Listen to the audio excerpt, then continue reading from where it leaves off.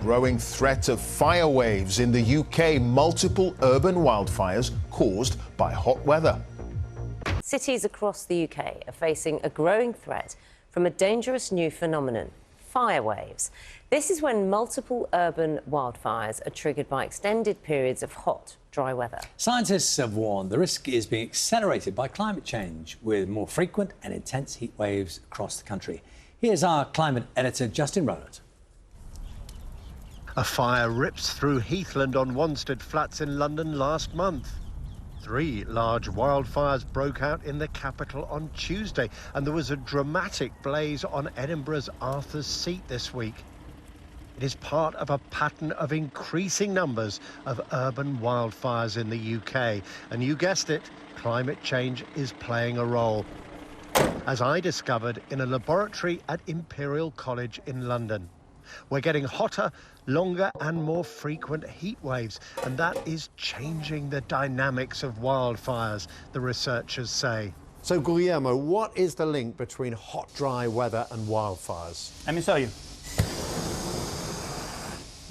In this demonstration, we are burning dry fuel and wet fuel, and you would see that, well, clearly the drier fuel is spreading the fire faster. But it's not that a little bit drier is a little bit faster, it's that a little bit drier is much faster. So the hotter the weather, fires get significantly more intense. The little bit drier is, the fires get way worse. Professor Rain has developed an urban wildfire risk index to help predict when conditions are ripe for what he is calling a fire wave. This plot of data is showing how dry the atmosphere is. Anything above the red line is very dry and very concerning for wildfires, and 10 consecutive days would mean a possible fire wave, and that might happen by Saturday or Sunday. The scorching heat of 2022 showed what's at stake. On the 19th of July, as temperatures hit record highs, 15 UK areas declared major fire incidents, but London got it worst. Homes were destroyed as multiple fires raged during what the London Fire Brigade said was its busiest day since the Second World War. The brigade took that as an alarm signal and has been investing in kit. It's training its officers to use these new all-terrain vehicles, which can rapidly douse flames across a long fire front.